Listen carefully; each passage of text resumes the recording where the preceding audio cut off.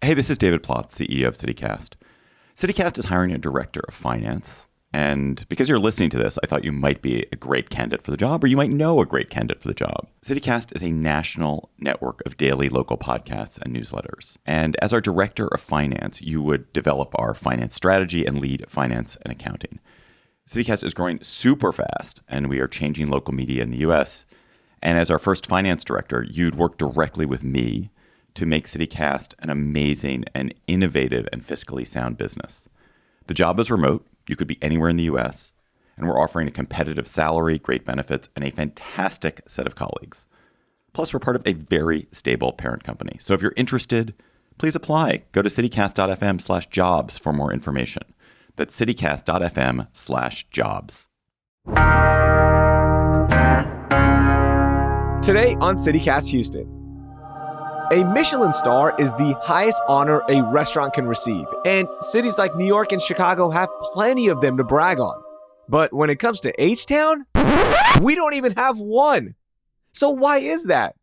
Houstonia magazine's editor-in-chief, Emma Balter, joins me to explain why none of our restaurants have any Michelin stars, and does it really matter?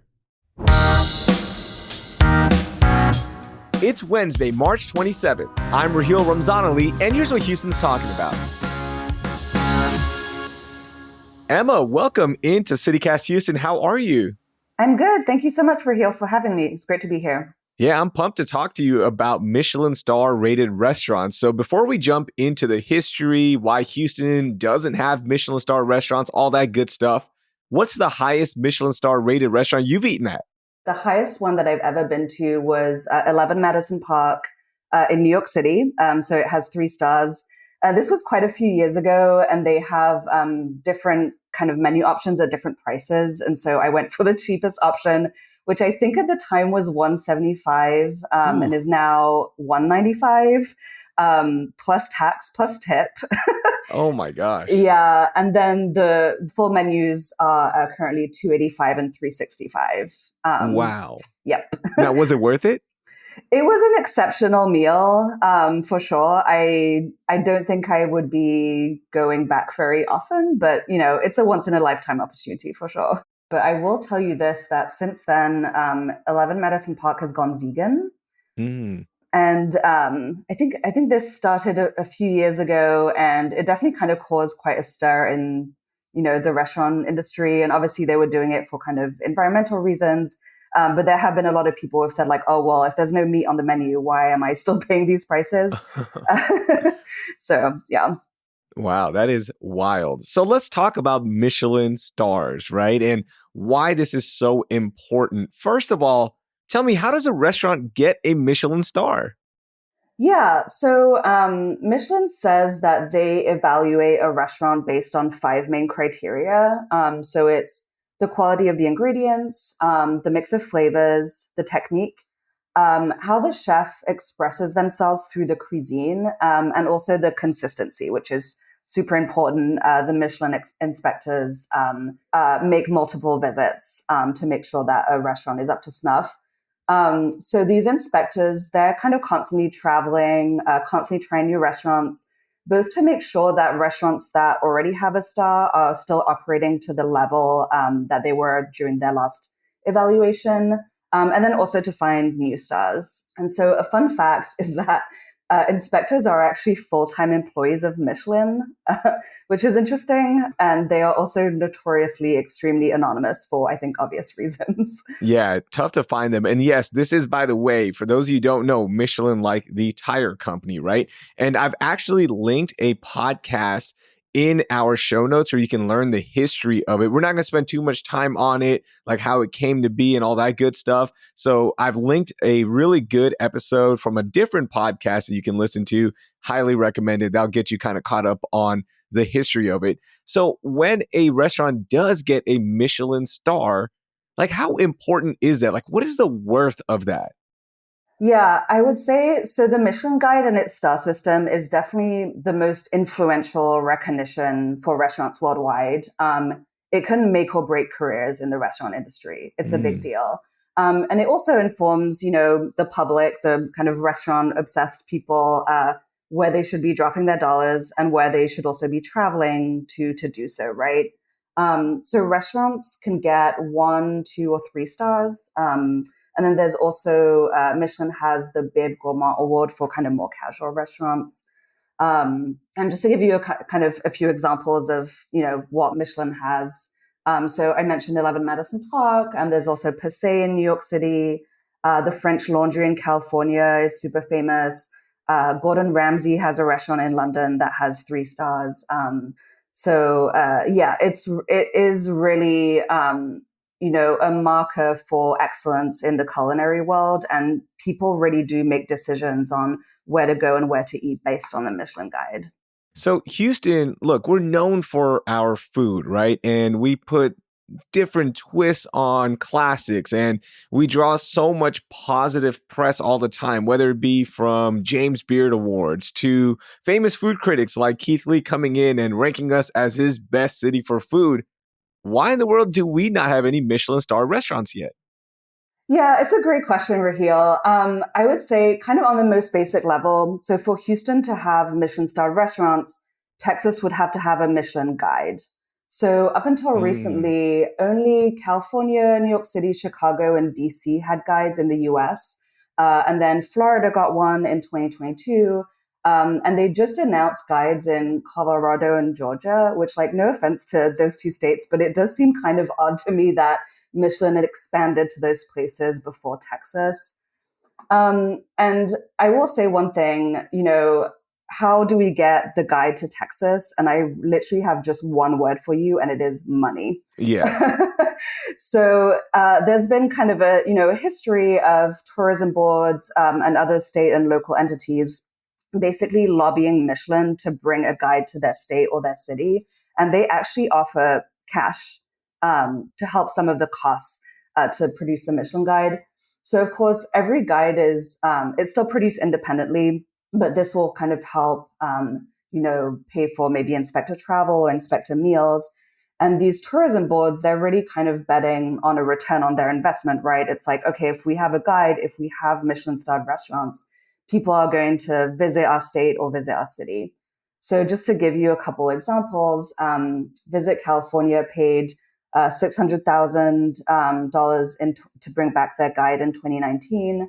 And then Visit Florida, as well as the tourism boards of Miami, Orlando, and Tampa, they pledged together $1.5 million over 3 years for their guide. Wow. So it's that expensive just to get that guide green lit and get them down here. So that's how it works. In order to get Michelin stars, you need to be in a Michelin guide state. And that's how it started, right? It was more of a, hey, hit the road and try out these places. So we just don't have that here in Texas. Are there any talks? Have you heard any rumors that maybe we're going to start pushing for them to get a guide here?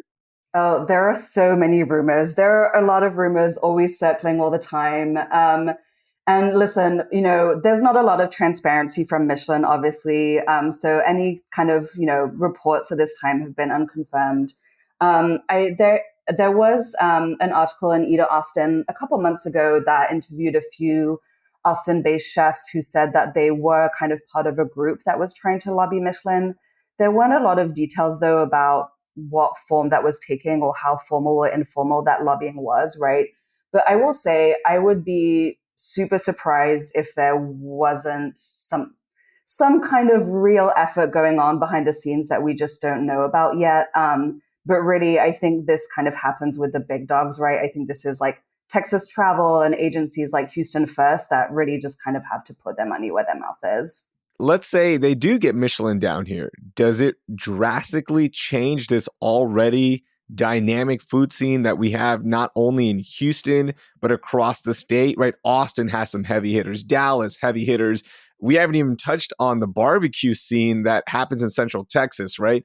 Does it drastically change anything for us here outside of just the point that we can brag that, ooh, we have Michelin star rated restaurants? Yeah, I think there are 2 schools of thought on that. I would say, I think for chefs who are proponents of bringing the Michelin Guide here, they say that recognition, it brings in more people through the doors of their restaurant and it's good for business. But that recognition also brings talent. It means that, chefs who maybe are working in New York City or in California kitchens are going to be like, hey, I'm going to move to Texas, I'm going to move to Houston, and I'm going to, be able to operate at this level that Michelin recognizes. The kind of flip side to that is, with that recognition comes a lot of pressure from operating in a kitchen that operates at that higher level. It can be really tough. And, we're talking about a lot of, issues of kind of, worker rights, mental health in the kitchen and in restaurants. And I do think that there's something to consider. But what I will also say, is I feel Houston has such an exceptional food scene, and Houstonians they don't need Michelin or whoever to kind of tell them of that, right? And I feel like this is kind of a common theme with Houston. Like, we know how amazing we are, and like the world doesn't quite get it. And maybe that's okay. Maybe we can just kind of enjoy it for ourselves. But there's also something else that I'd kind of like to point out. If you look at the list of current Michelin 3-star restaurants, you'll see that it's largely super fancy places, often French or European, some Japanese spots for sure. And in Houston, our strengths are elsewhere. So actually, Houstonia's spring issue that is coming out in a couple of weeks is all about international cuisine in Houston. And so our team, we visited over 70 restaurants representing 45 different countries. Oh, wow. It was super fun. And the thing with those restaurants is they were mostly mom and pop, very casual places, restaurants that are part of their communities and that the community can afford to eat. And they also just happen to serve like literally the most delicious food ever. And I say this, I grew up in France, by the way, so for what it's worth. And I'm just, I think that we should really celebrate that and embrace that. And I'm just not sure that Michelin is really celebrating those types of restaurants that I think make Houston's food scene so special. So just some food for thought. Yeah, and that was going to be my final point as we talk about these ratings, right? Especially with Michelin, is that it's going to bring in a different crowd. And yeah, it's nice for the culinary scene. It's nice for these chefs, but for the casual person, does it really change anything? I don't think it does, right? Because again, we have such a dynamic scene, everything you laid out. So it would be nice, right? It's a nice feather in your cap. But come on, at the end of the day, H-Town's H-Town, and we know what we have here. We're kind of arrogant with our food scene here now. Amen to that, Raheel. I completely agree.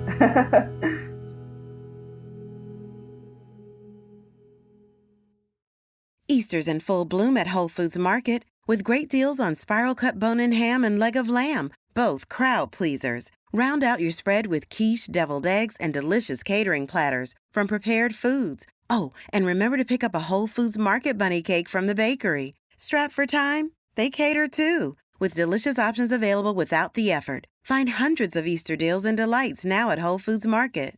Shipping can make or break a sale, so optimize how you ship your orders with ShipStation. They make it easy to automate and manage orders no matter how big your business grows. And they might even be able to help reduce shipping and warehouse costs.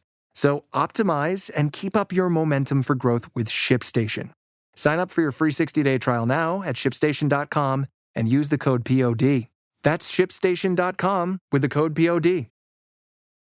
Okay, now we're going to play a little devil's advocate, okay? Everything we just said, like, yeah, Houston's great. But now Michelin says, yeah, we agree. And we're going to launch a guide here. You guys have funded it, and here we go. And we're coming to you, Emma, and they say, okay, what do we need to try in Houston, right? Give me some restaurants. Let's start with just like one or two of your top picks. Which Houston restaurant would you send them to if they were like, hey, Emma, tell us, what are you picking? Yeah, so I would definitely give kind of various recommendations for kind of different levels. So like the 3-star level, and then also the Bib Gourmand, which I think Houston is Bib City. Honestly, I think we would just sweep in that category. So I would say at the highest level. So I went to Katami quite recently, actually, which is the new restaurant by the chef at Catarabada. And it was really exceptional. The food was exceptional. The technique, it was really creative. It was beautiful on the plate. The service was great. And I think that it's that kind of sensibility that Michelin kind of looks for, in that that higher echelon. I would also, a restaurant that people mention often is March in Montrose, the Goodnight Hospitality Group. It's a tasting menu, again, really great service, great wine pairings, great food that kind of rotates with, the seasons and different kind of themes that they do. I think those are a couple of the obvious ones. Then thinking kind of, maybe in the, I would say 1-star category, June in the Heights, which is Evelyn Garcia's restaurant. I have been 5 times. I think that restaurant is one of the most exciting restaurants to have opened in Houston in the past few years. And they're just doing really, really fantastic there. Nancy's Hustle is one that people, love. It's been around for a little bit now and has stayed extremely consistent and has, been nominated for, a bunch of James Beard Awards over the years. Street to Kitchen, which is a Thai restaurant. The chef, Ben Shawan Japthong Painter, won Best Chef Texas last year at the James Beard Awards.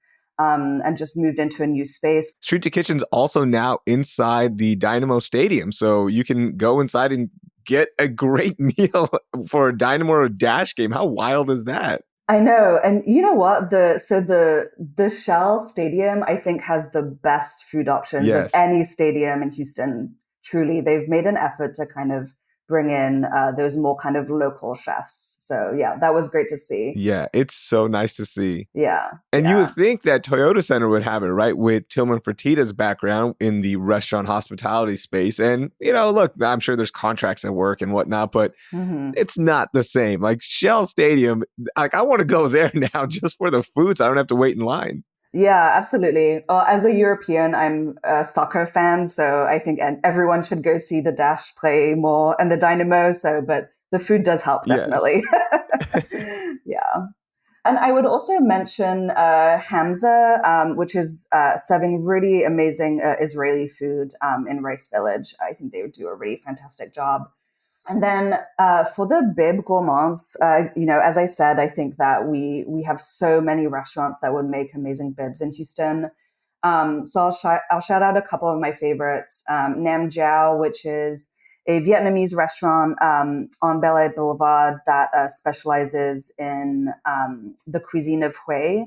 Really fantastic restaurant. I always bring out-of-towners there when they come to Houston, and everyone's just really, really loved the food, and it's just a great place to go. I would also shout out Fung's Kitchen, which is a Cantonese restaurant that specializes in live seafood. They also do dim sum service on the weekends. But I profiled the family for Houstonia's issue that's coming out, and they're just such an interesting family. The couple and a son and daughter who have also gone into the food industry. And, the couple emigrated from Hong Kong in the late 70s. And I think that they're just so indicative of what Houston and Houston's food scene is all about. Yeah, and that's the best part right there is just the different cultures, the different types of food you can get. It can be expensive, it can be casual, and there's so many things to celebrate. We don't need stars, but it would be kind of cool to see these restaurants get that hype and get the awesome stars and the awards, right? So that's really cool to see. Can I ask you one last recommendation here, okay?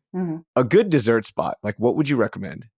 Yeah, so, Michelin doesn't really give awards to places that just serve dessert. But I would say Houston's bakery scene is kind of exploding right now. Yes.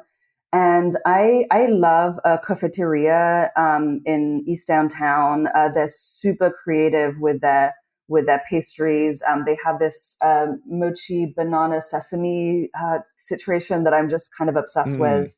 There's also Edoug, which is spelled Eadoug, like dough, the pastry. And she's just so talented, and I think that that also has kind of brought up the level of baked goods in Houston. So that's really great to see. Emma, this was a lot of fun. Thank you so much for joining us, and I can't wait to read the new series in the mag. That's going to be a blast. And that's, you know what, that's more of the awards that I want to look for, right? Like when local writers are highlighting these great places. That's more important to me than a Michelin star. There we go. Thank you so much, Raheel. It's been great to chat to you. That was Emma Balter. Houstonia magazine's spring issue featuring the cover story Eat the World is out April 16th, so be on the lookout for that. Also, if you haven't yet, get your tickets for our live taping before the Rockets versus Heat game on April 5th with the information in our show notes. That will do it for today. Thank you for listening, and I hope you learned something new.